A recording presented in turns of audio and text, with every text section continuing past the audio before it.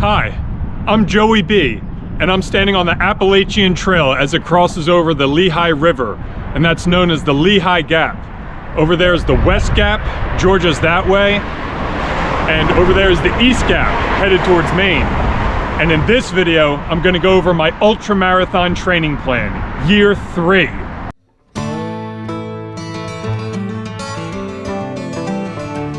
Calling all maniacs, savages, barbarians, freaks, beasts, machines, and anyone else who loves trail running.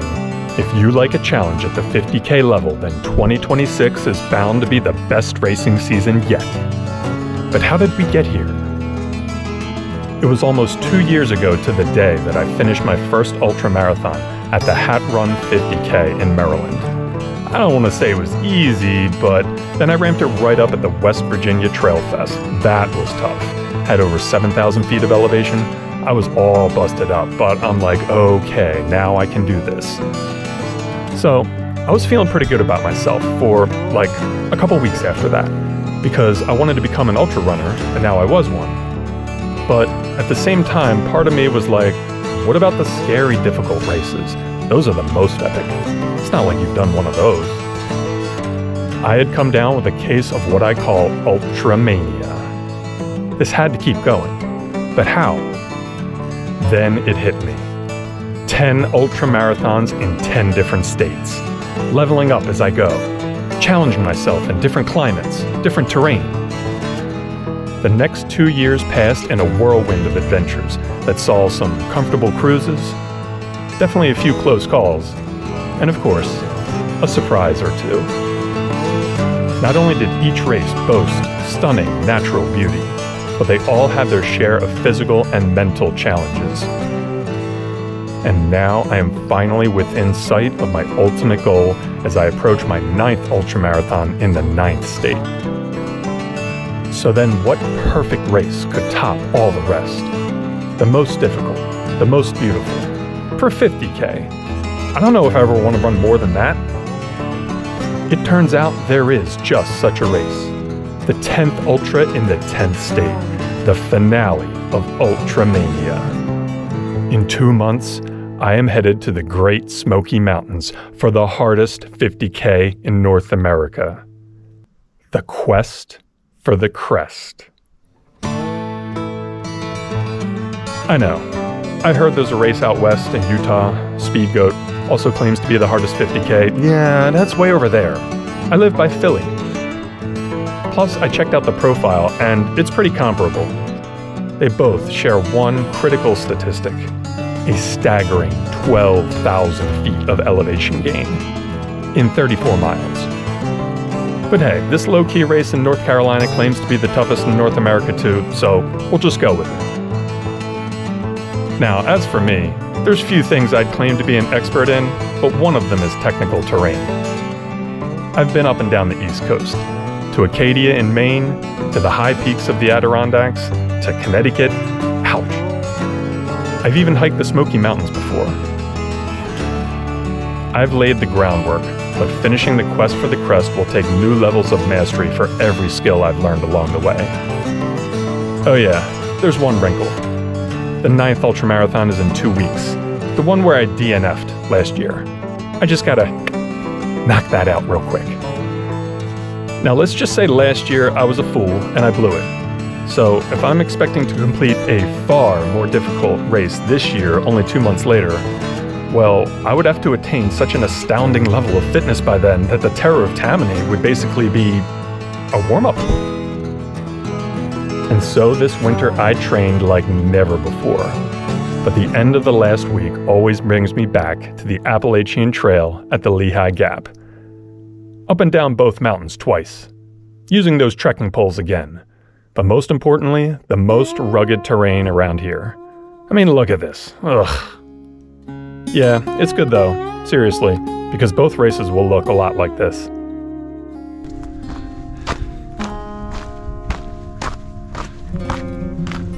So before we get to my training, I always want to be very clear on this channel.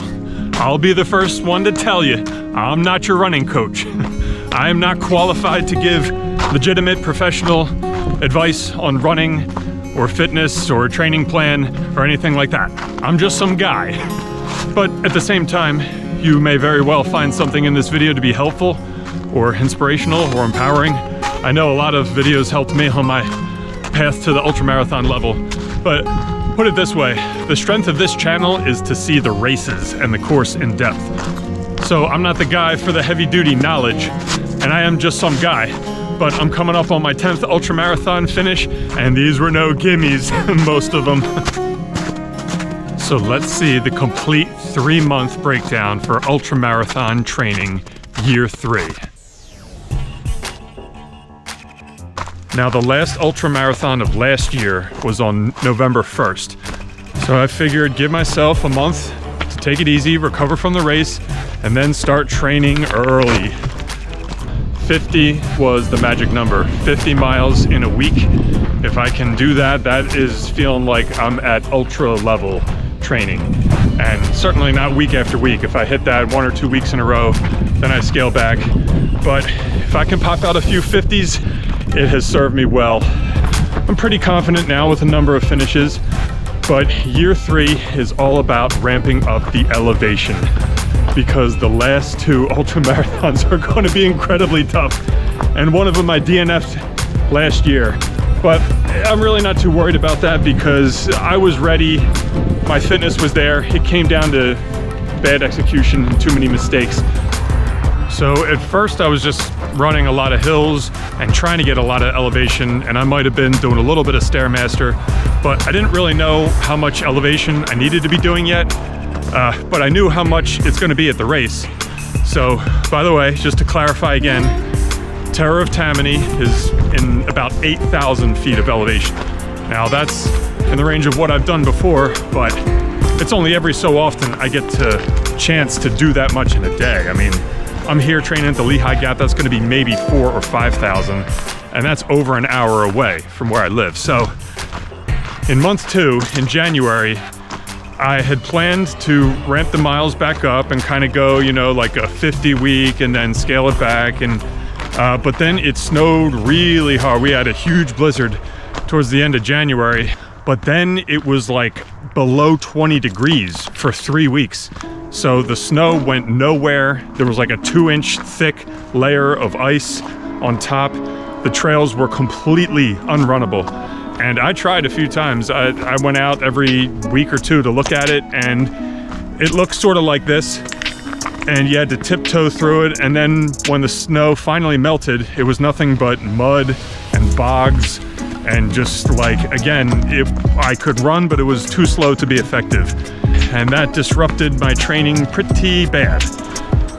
What did that mean? I mean, I could run on the roads, but that's not gonna give me enough elevation, right? How's I gonna get the elevation? The answer is quite simple, and it is the Stairmaster.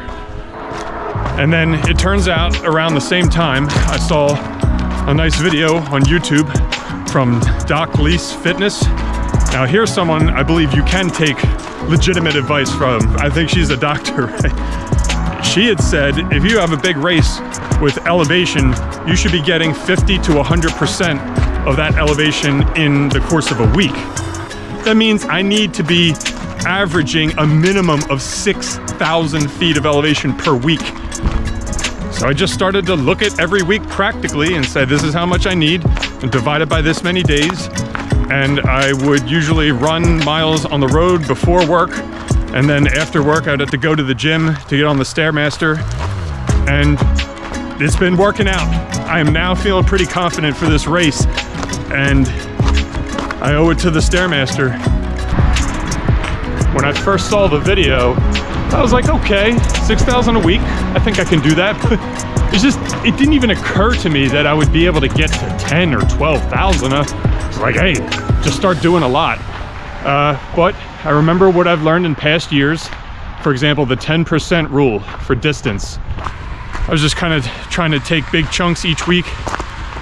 But as I was doing less distance, started to do a lot more elevation.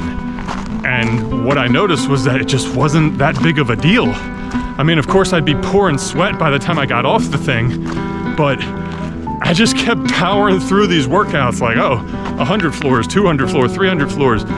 and that means like 1,000 feet, 2,000 feet. I'm just starting to add up these numbers. I'm like, man, I think I got this.